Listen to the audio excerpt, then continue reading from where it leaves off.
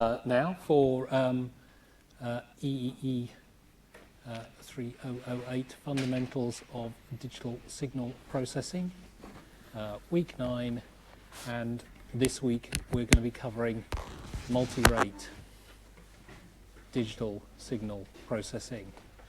So we're actually going to be covering this over the next 2 weeks. So this will be week 9 and week 10. And just to let you know that the tutorial sheet 9, questions 1 to 4 will be this week for this week's material, and questions 5 to 7 will be on next week's material.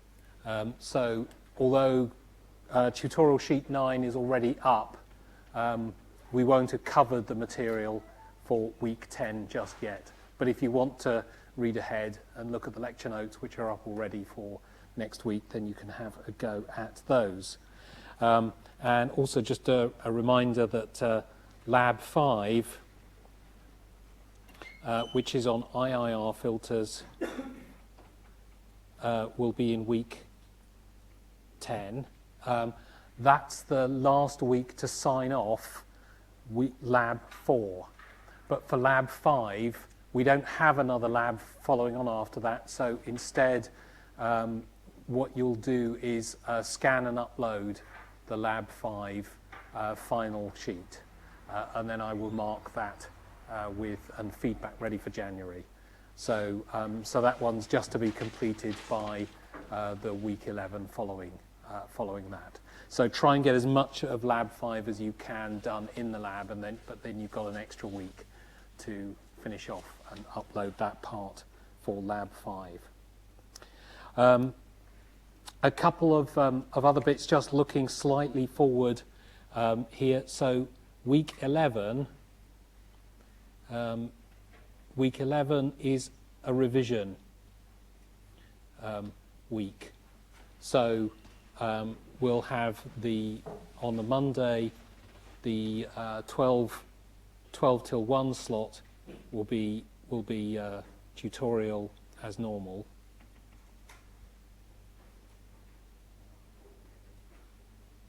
And that will be for tutorial sheet 9, part 2, questions 5 to 7.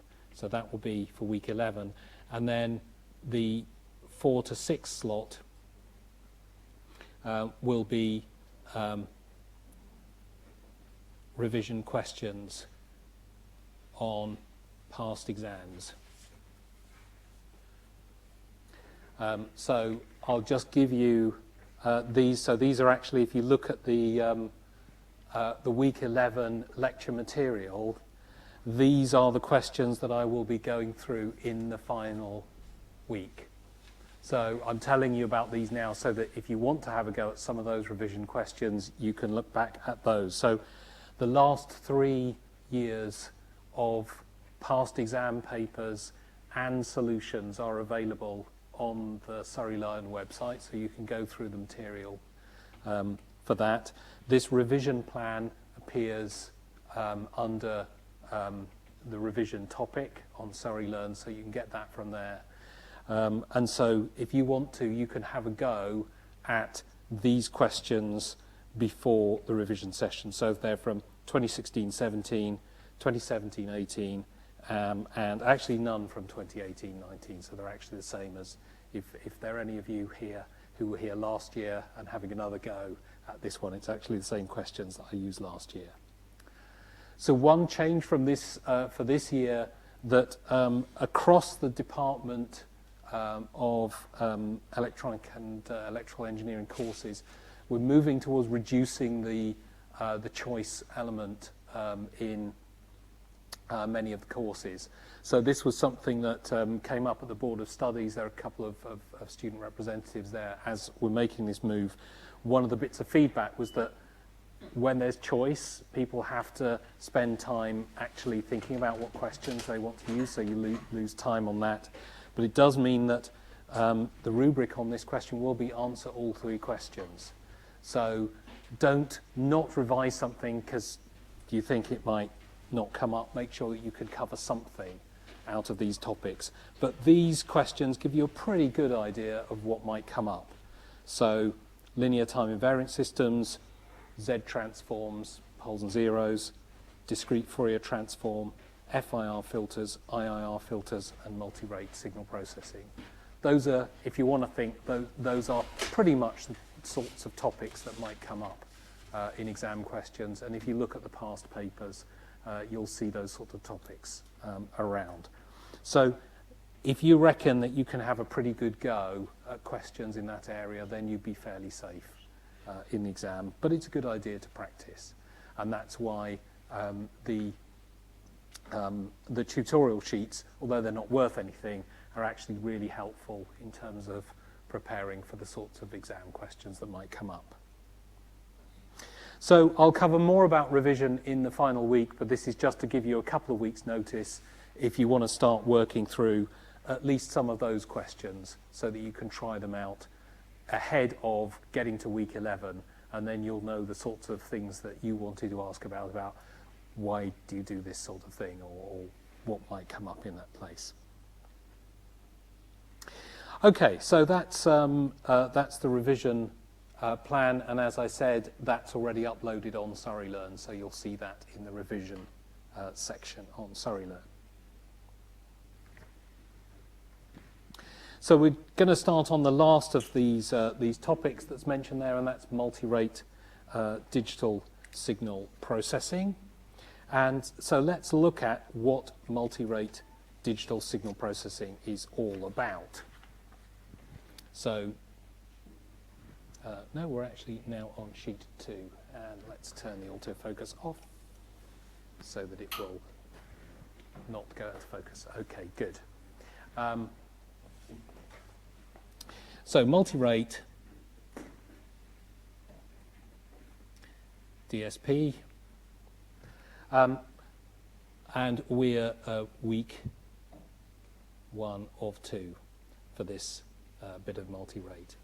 And multi-rate DSP is about changing the sampling rate.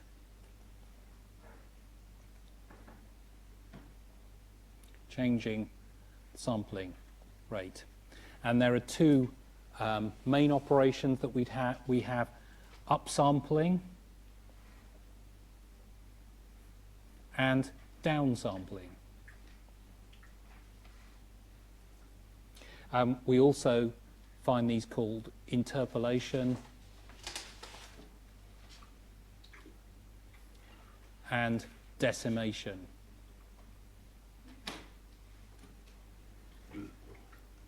So interpolation and decimation suggests that there's been a little bit of extra work in terms of filtering done or smoothing, but for many purposes, upsampling and interpolation are sort of considered to be the same sort of thing, and downsampling and decimation are considered to be the same thing.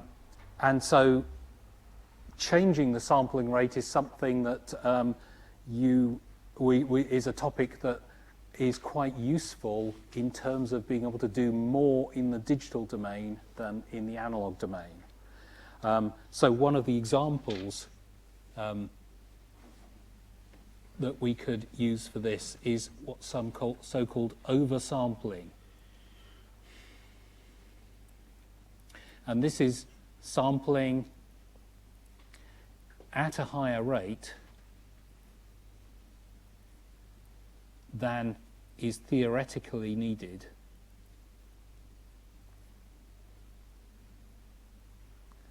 and this is quite common in certain areas like audio signal processing in music. So the advantages of this,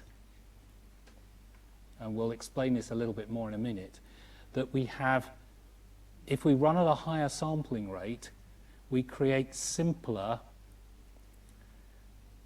analog anti-aliasing filters.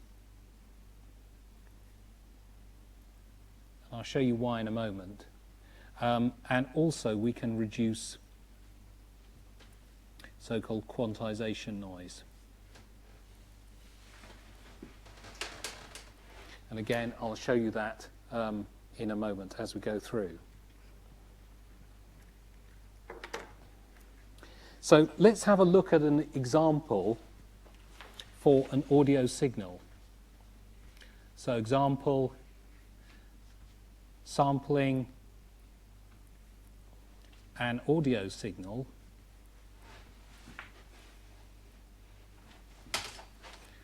with content up to, let's say, 22 kilohertz, but at a sampling rate fs equals 48 kilohertz. So first of all, this is what we would normally do for professional audio. So this is the standard sort of setup. You sample audio at 48 kilohertz.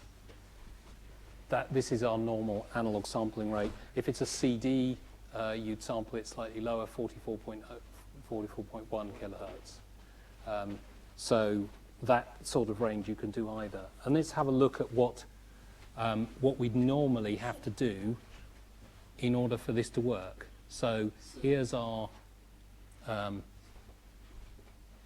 analog spectrum of our audio signal. So let's say it goes up to, we've got 0 in the middle, we've got our sampling frequency fs equals 48 kilohertz here, and let's say the audio frequency sort of tails off but doesn't really cut off completely by then. So we have to make sure that before, our fs is our minus fs down here, we have to make sure that we cut off the analog before the Nyquist limit before we do our sampling. So our Nyquist limit here is 24, our audio content goes up to 22, we want to keep the stuff up to minus 24, minus 22, up to 22. We want to keep this bit, but we want to cut off that down to 24 kilohertz. So let's have a look at the anti-aliasing filter that we have to design in order to do that. It's got to be flat up to 22 down to minus 22, and it's got to cut off completely up to 24 and minus 24. So this is actually quite a sharp cut off, which is difficult for an analog filter. Now you'll find this a little bit more when you go into doing Lab 5, because the work in Lab 5 is designed around analog filters first, which you then convert to digital. But if you imagine trying to build a Butterworth filter to do this type of cutoff, this could be quite hard if you've not got very much transition band to do your cutoff. So this is 10% of the frequency range that you've got to do your transition band cutoff. But we need to do that because the final that we're going to end up with in the sampled or digital spectrum is going to be the repeated version of this frequency with our fs as the repetition frequency, 2fs minus fs minus 2fs. So it's got to cut off our frequency range down to there so that the repeated versions of this sort of look like this. That's our minus fs, yeah, so that's the cutoff point there. Okay, so we have to cut this off really sharply. Now let's suppose we use this idea of oversampling to see how we can use that to make a simpler analog filter. So let's keep that in mind here. We'll keep that in our picture. But let's now do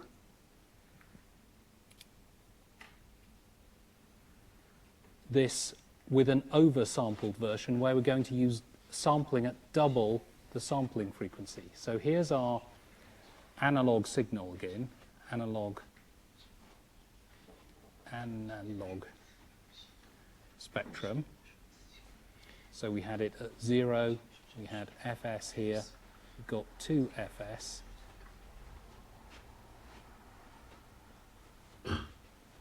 Minus fs, minus 2 fs here.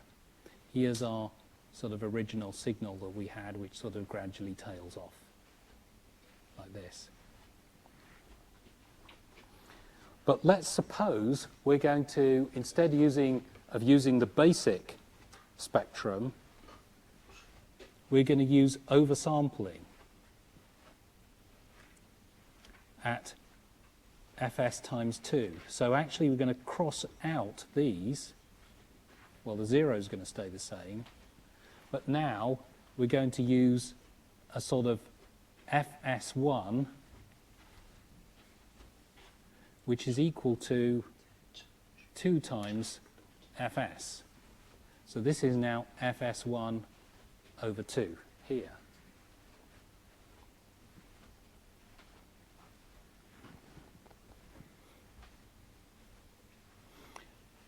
So then what we do is if we want a first filter here,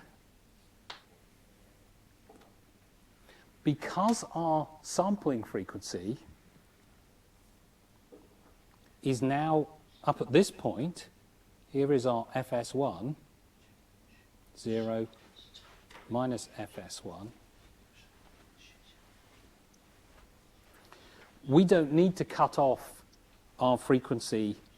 We want to keep, there we are, it's 22 here, minus 22, and the reflected version of fs minus 22.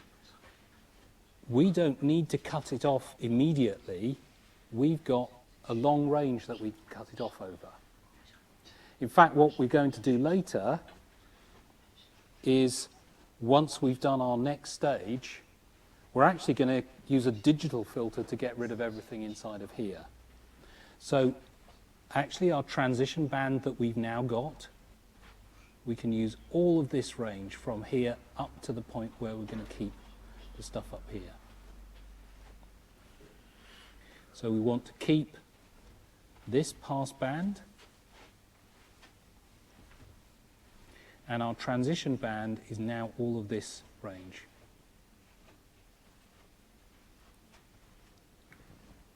So before, we had a transition band just there, transition, just 2 kilohertz. Now, if we work out where we are, this is 22, this is 48, this is 96 kilohertz, 96 minus 22, 74. So we've actually got transition band of width, 74 minus 22, 52 kilohertz. So we've got a really wide transition band. Yes. I'll come on to that in the next stage. It's because we're actually going to get rid of everything inside here at the next stage. Let me just carry on to the next stage, and then you'll see what happens. So fs1, we've got the same range here. We've got our transition. It's got to cut off before we reach that 22, but otherwise we keep everything inside there. Now, what we now do, that's after the stage 1 filter. So the stage 1 filter is this. And I've sort of drawn on that diagram the overlap that happens when we have our sampled signal. So the sampled signal is actually what I had here, the repeated one, 0 minus fs1, fs1. So we now have our signal here, goes down to this point. Our signal frequency here goes down to this point.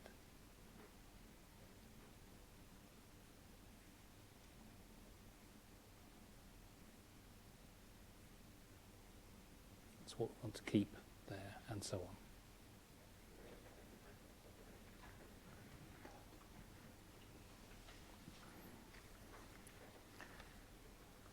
So far, we've sort of half done the job.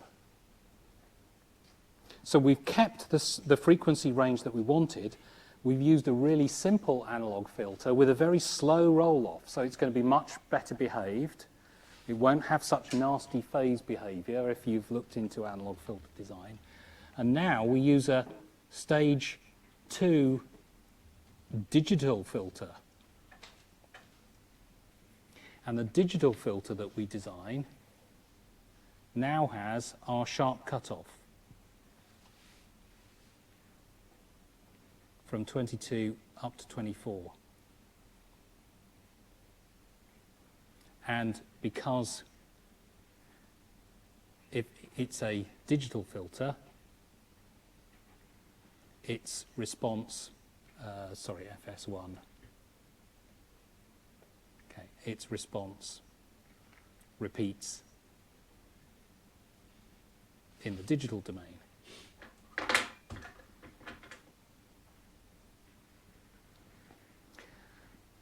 And because we can build quite complex finite impulse response filters but are nicely behaved, these might be long, but they're actually well-behaved filters. They don't have nasty phase effects in them. And so therefore that means that the final result that we end up with is we then filter this into this range here. So we've now got our signal captured into the range that we want.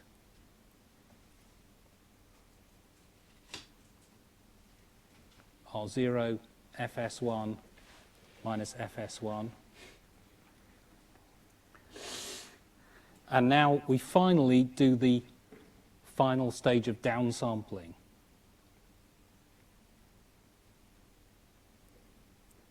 Our final downsampling, which then reduces the sampling frequency into our original fs and brings the repeated version of the signal back in here. So this is at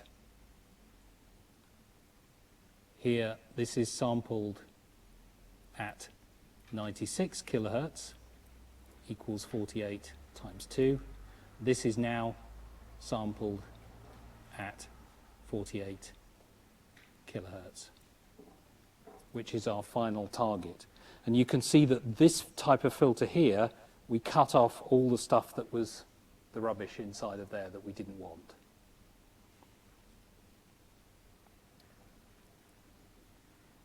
So what this has allowed us to do is here, this is a simple analog filter, plus we had a digital filter here.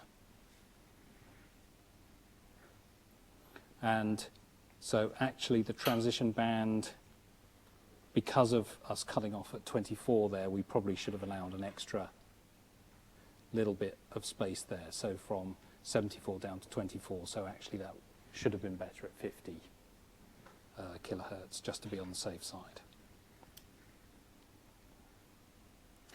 So this is a more complex process, but it gets you a much cleaner signal, a more well-behaved signal. And this is in a sampling process, but the same thing also works in reproduction. So what the first CD player that I bought in about 1984 by Philips had, in big letters, 16-bit four-fold oversampling written along the front. Nobody who bought it, unless you happen to have done a third-year course in Fundamentals of Digital Signal Processing, would really have known what that meant. But clearly that was a marketing thing for them. But what it meant was the CD itself that was sampled at 44.1 kilohertz on the disk, but in order to do the playback, they upsampled it to 4 times that, so 88, 176-ish, so 176.4 kilohertz. And then the analog filter that you then use in order to do the anti-aliasing on the reproduction side is much simpler. So the same thing works in the reproduction side. You've exchanged some extra work in the digital side for an easier process on the analog side.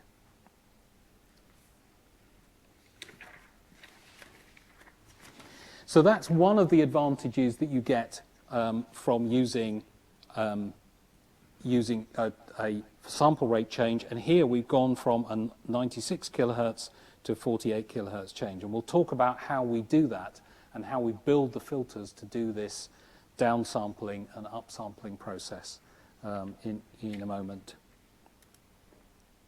But just to talk about the other advantage that we get from this process, the other advantage is also to do with quantization noise.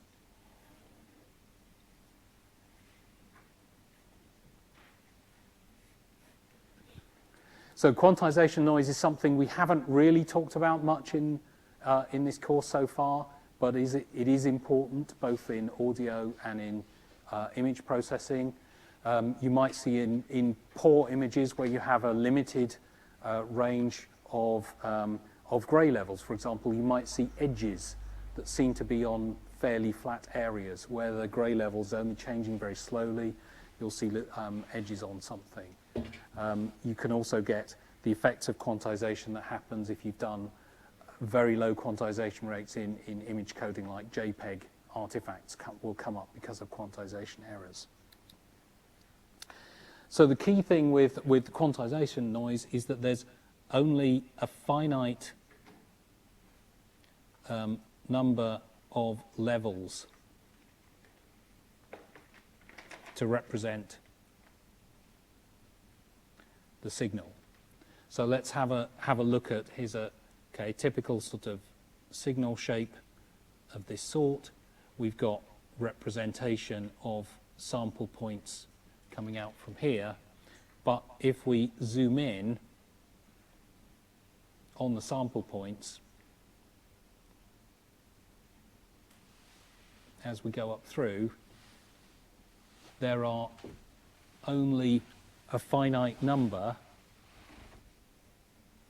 of levels available to represent them. So if we sort of zoom this in even more, what's happening is that our quantization levels mean that we might have some points that are too small and some points that are too large. So we've got a difference between the level that the signal should be and the level that the signal's represented at by these quantization levels.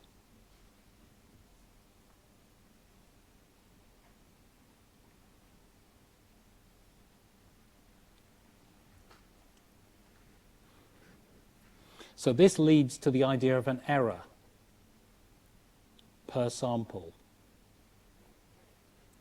That instead of the real signal that we wanted, we've got these small errors creeping in the representation. And the typical way that we might want to represent these is that we assume that the errors are uniform in the range that they could be and independent. So we assume for the purposes of calculating how much noise power is in here, we assume that they're uniformly distributed,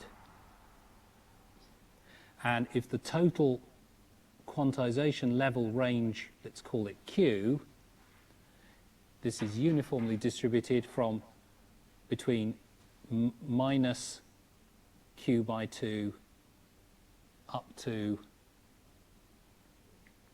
less than some error E up to plus Q by 2.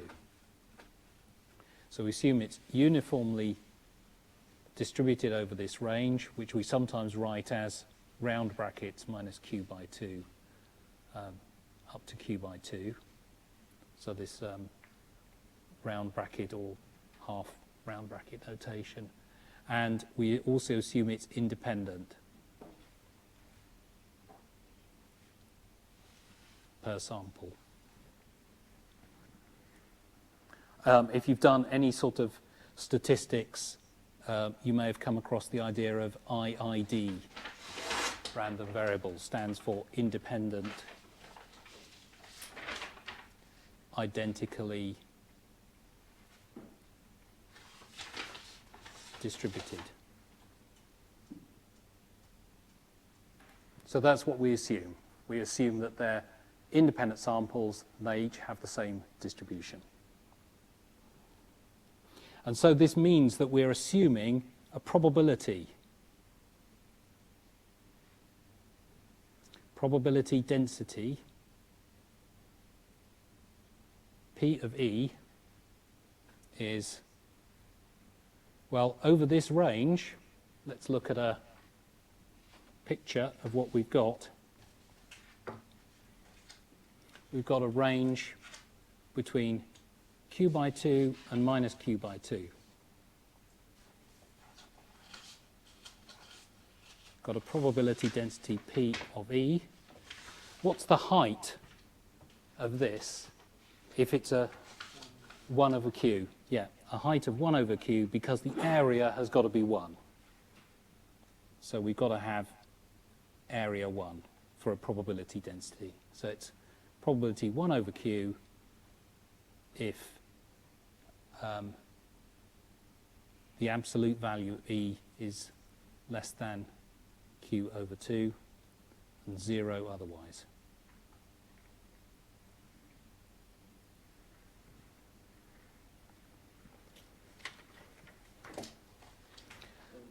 Yeah. Well, we assume that distributed evenly because it's easy for calculation, or it is exactly what, because if the quantization error happens in that way, I think it may be more like a Gaussian.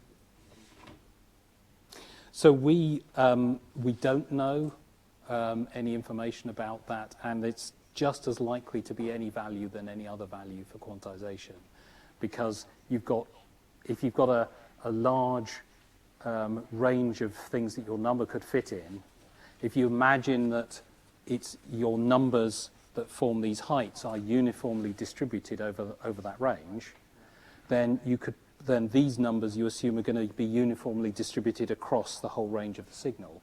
If you then chop it up into boxes, each box, the signal is uniformly distributed over that box. So it's actually a reasonable assumption to make that those quantization errors would be uniformly distributed over the box that it would capture.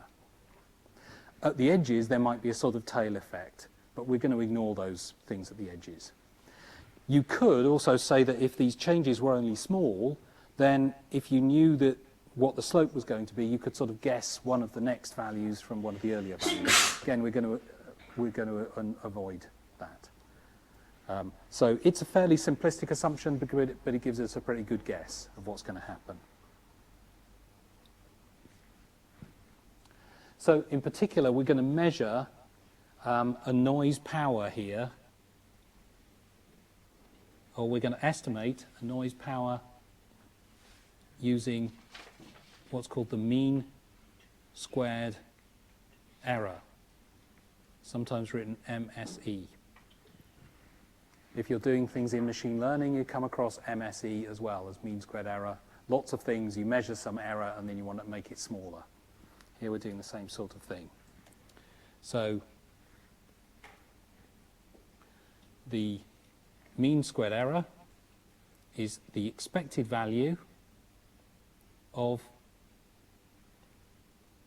the squared error, mean squared error, MSE of E squared. So how do we calculate this expected value? So this is expected value. So this is the expected value of this variable is the integral from minus infinity to infinity of E squared times the probability that it takes on that value, probability density of E, and integrate it over dE. Now we know for this that it only exists between minus q by 2 and plus q by 2, so that's our E. So therefore we only need to integrate over that range. So it's the integral from minus q by 2 up to plus q by 2,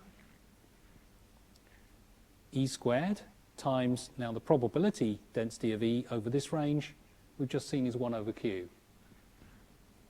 So that's E squared times 1 over q dE.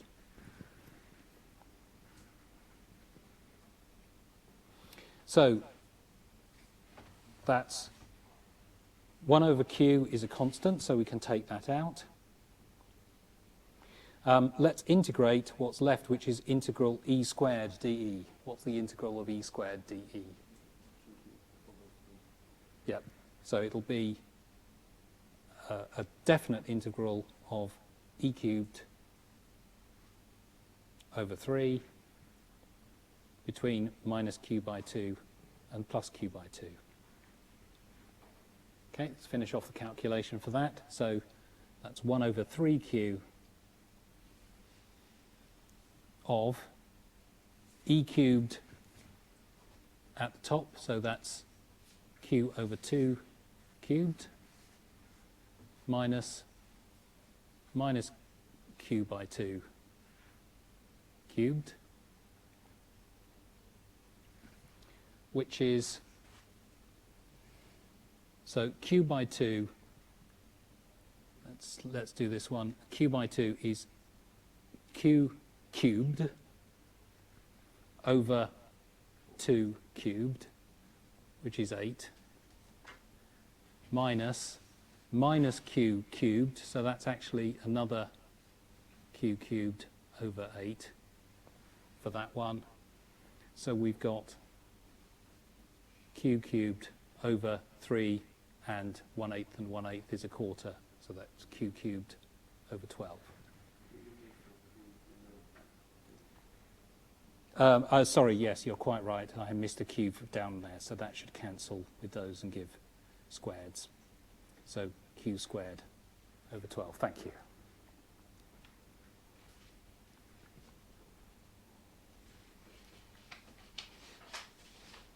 So that's our noise power. So there's a certain amount of noise power on each sample.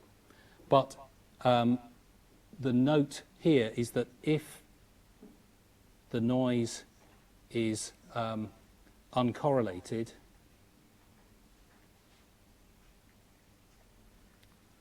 then the error spreads evenly across all frequencies. Uncorrelated, so independent samples, so-called white noise.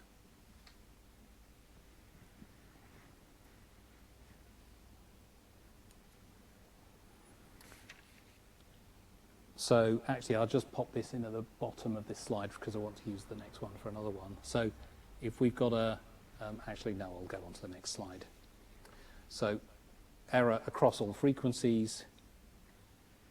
So let's have a look at one where we've got a standard sampling rate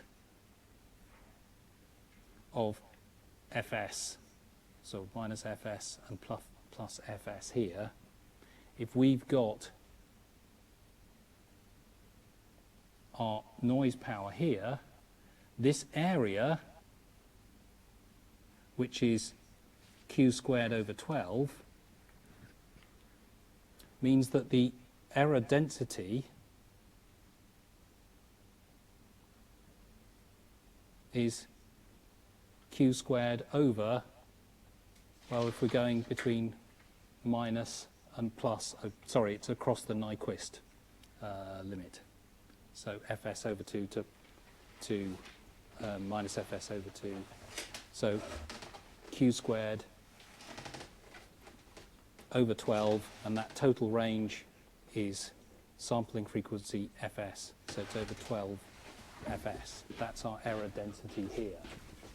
Suppose we'd oversampled. So this is the normal sampling. If we oversample, let's say we go up to fs1, which is, let's say, 2 fs, 0 minus fs1.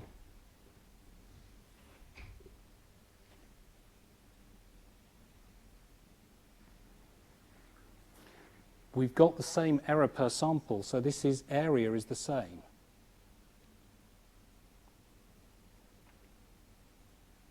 Q squared over 12. So now, this time, the error density is q squared over 12 fs1, and fs1 is twice fs. So that's q squared over 24 fs. So we've got a lower error density. So if we oversample it and then cut off some of that when we're doing our filtering, we end up with less quantization error than we had to start with because of our filtering process. And then there's an extreme version of this called sigma delta modulation.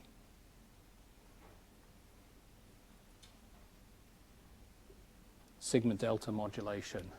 And this is where we only use 1-bit quantization, but we do it at a really high sampling rate.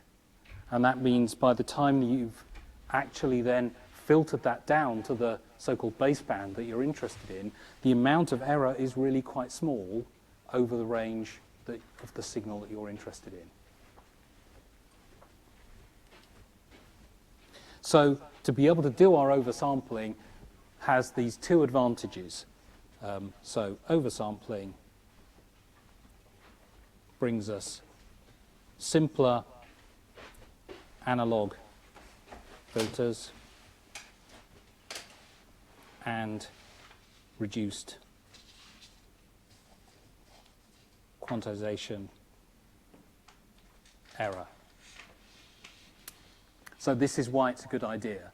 Now we are paying for that in terms of a more complex digital system, but often the trade-off works where it's easier to design a digital system that's more complex rather than an analog circuit that's more complex.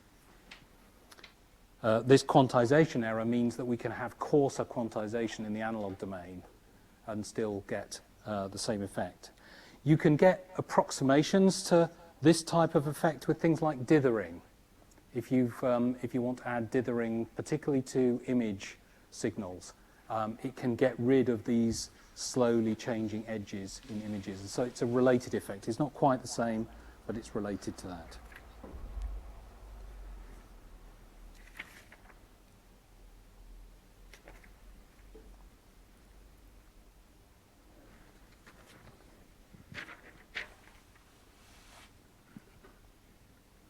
Okay, so this is why we're doing changes in sample rate, multi-rate filtering, multi-rate signal processing. It allows us to get some of these advantages out of our digital system by being flexible about the sampling rate that we can use. But in order to do this, we have to be able to change sample rate in the digital domain. So far I've talked about the advantages that it could do, but we now have to work out what do we have to do when we're changing our sample rate from one sample rate to another. And one of the key things that we have to do in this case is that we have to use filtering for decimation and interpolation. So let's have a look at that next. Decimation and interpolation filters.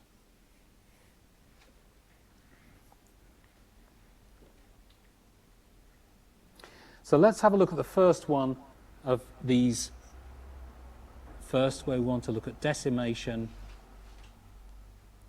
which is reduce the sample rate.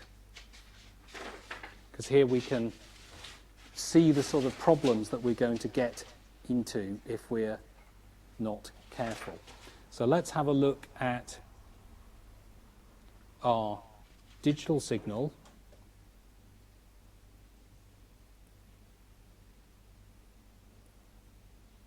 and the frequency spectrum of this digital signal. Let's suppose that 0 is down here and we're at sampling at fs equals 192 kilohertz.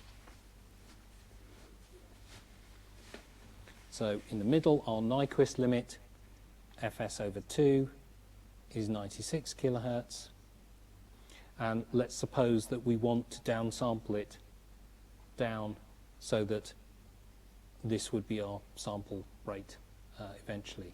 Let's just put 48 kilohertz in here.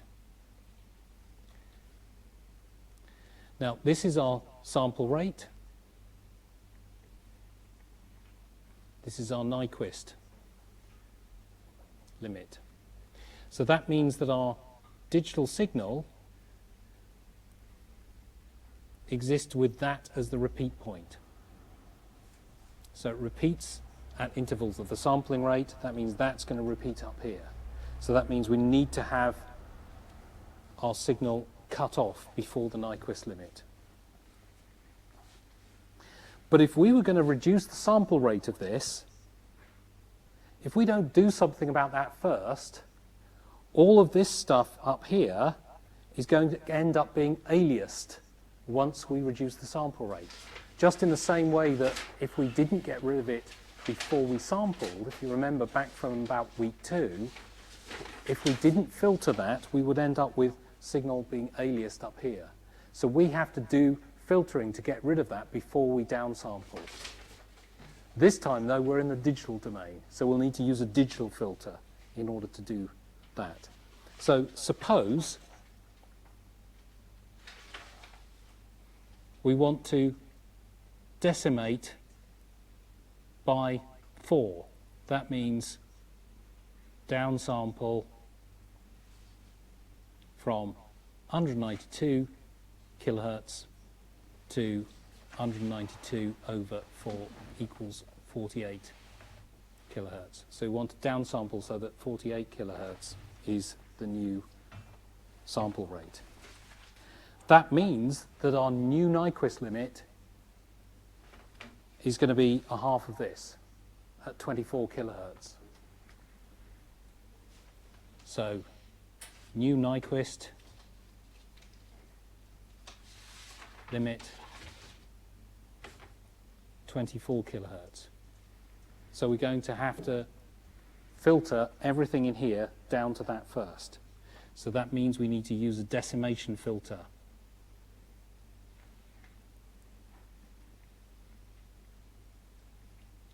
And our decimation filter is going to need to look like this. There's 48. Here's 24. Minus 24. Minus 48. Our decimation filter is going to need to cut off to make sure that everything outside of 24 plus or minus 24 will be removed. Because we're running at a sampling frequency of 192 kilohertz, there'll be an image of that up here as well. 192 kilohertz. This would be 192 plus 24, 216, This is 192 minus 24, that's 168 kilohertz.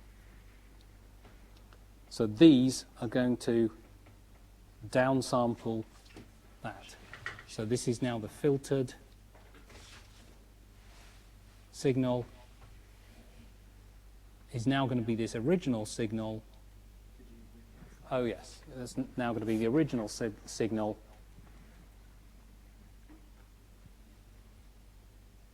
filtered down to this 24 kilohertz range.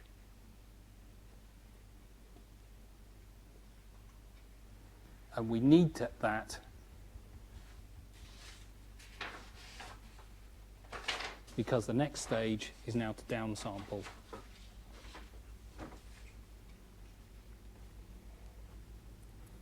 And that will now bring us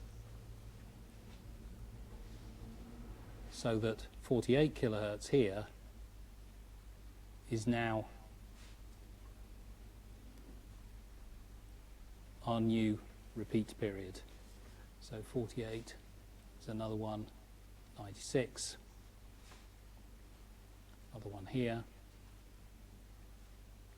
another one here, 192, another one here, and so on. So this is the new FS, call it FS dashed, and this is the new Nyquist.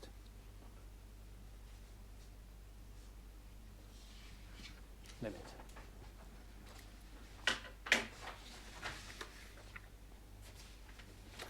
So this is the process that we do, and I'll talk more after the break about this process, but basically to do decimation, we first need to apply a decimation filter, and then we downsample. And I'll explain what downsampling is and how we do the filtering process after the break. Okay, so I'll break for 10 minutes and start again at 3 minutes past 5 on the clock. See you after the break.